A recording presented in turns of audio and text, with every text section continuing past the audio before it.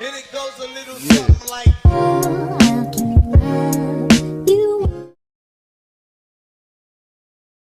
Story of the time that I caught my neighbor's mom talking smack about me. So I don't know about you guys, but every single Wednesday in my middle school, we would have a bagel sale. And some people's parents would come in to help out. And my neighbor's mom was one of those parents. And I had a best friend at the time whose mom would also work at the bagel sales. But this best friend of mine, her mom never let us hang out with each other because she felt that I was a bad influence on her.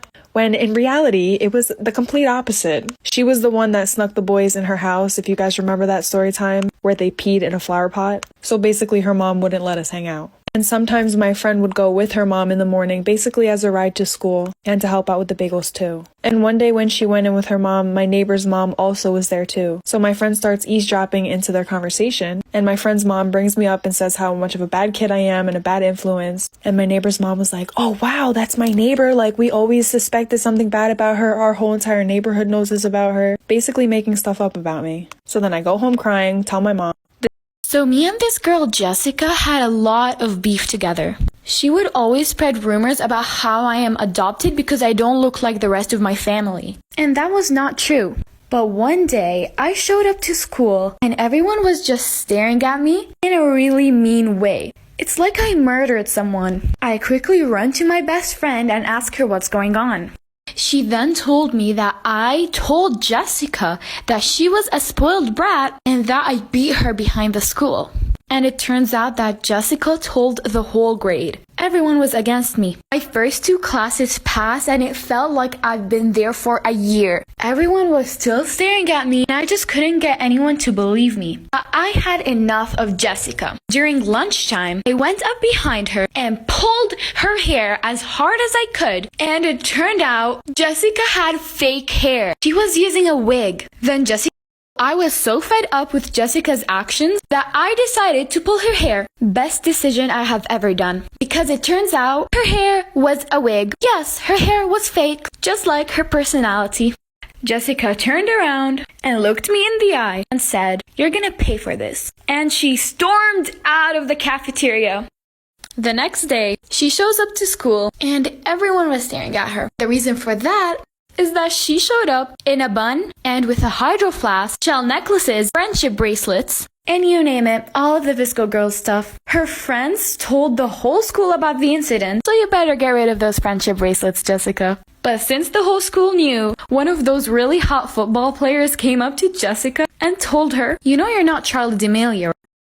So one of those really hot football players came up to Jessica and told her, "Jessica, you know you're not Charlie D'Amelio, right? So drop the act." Y'all should have seen Jessica's face. She got up and ran to the principal's office and told her everything that just happened. And since the principal was a little bit strict, she gathered all of the grade and was confronting us and asking us who was bullying Jessica. Me and other boys and girls stood up without hesitation and told the principal it was us. Then the principal gave all of us 1 month of detention. I actually didn't care, even though I think that she was the one who should have gotten detention, but I don't even like the girl. Story time of how I got the best revenge on my worst enemy. So basically there was this girl that literally copied my absolute every move. It all started because the boy that she was dating tried to hit me up. So I guess she was trying to be more like me, I guess. And it all started when I got a puppy. Literally 2 days later, she ended up getting a puppy. The same kind of puppy. Then about a week goes on and I dye my hair blonde. Well, I bleach it. And she dyes her hair blonde.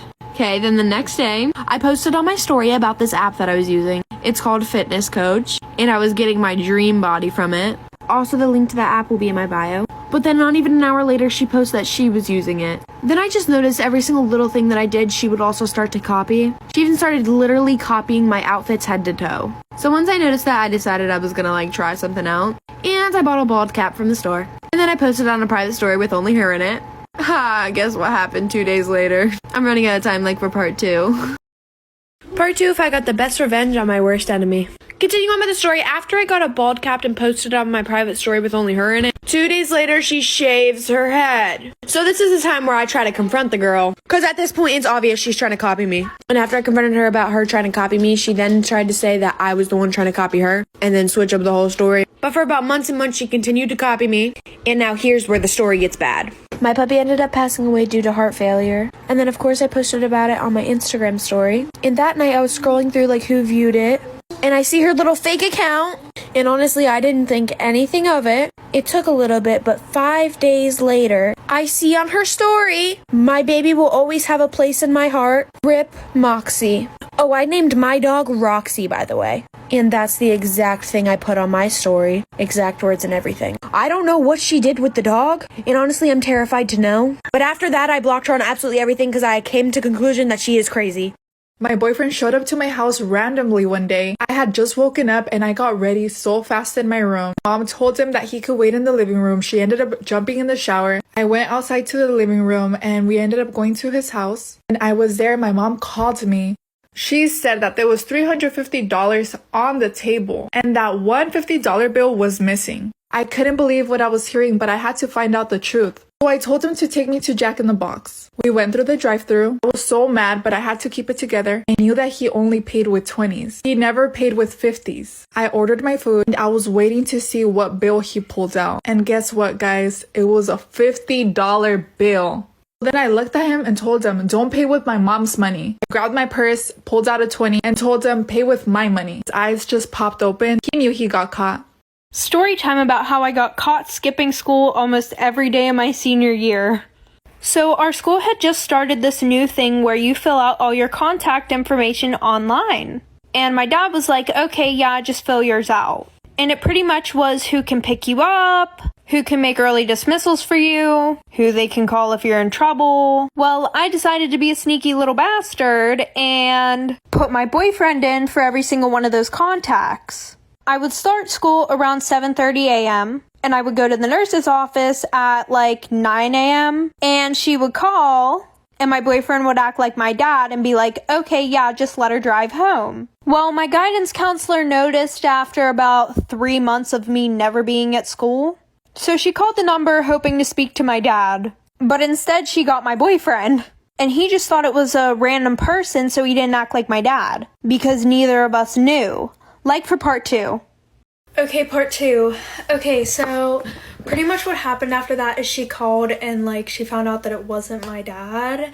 And then she went digging and like she like called my sister to the office and she was like, "What's your dad's phone number?" And my sister was like, "Why? Like, don't you guys have it already?" And I also put the same numbers for my sisters so that way in case this day came, then, you know, it wouldn't look suspicious. Well, I don't know what she threatened my sister with, but she said her, so she gave her my dad's number. And so my sister told me whenever she got home, so I went to school the next day. And it was like a surprise party whenever I walked in the office. The dean was there, the principal was there, and my guidance counselor. So I got in trouble and then they were like, "Oh, we're calling your dad." So what did I do? I left before they called him. And it goes a little something like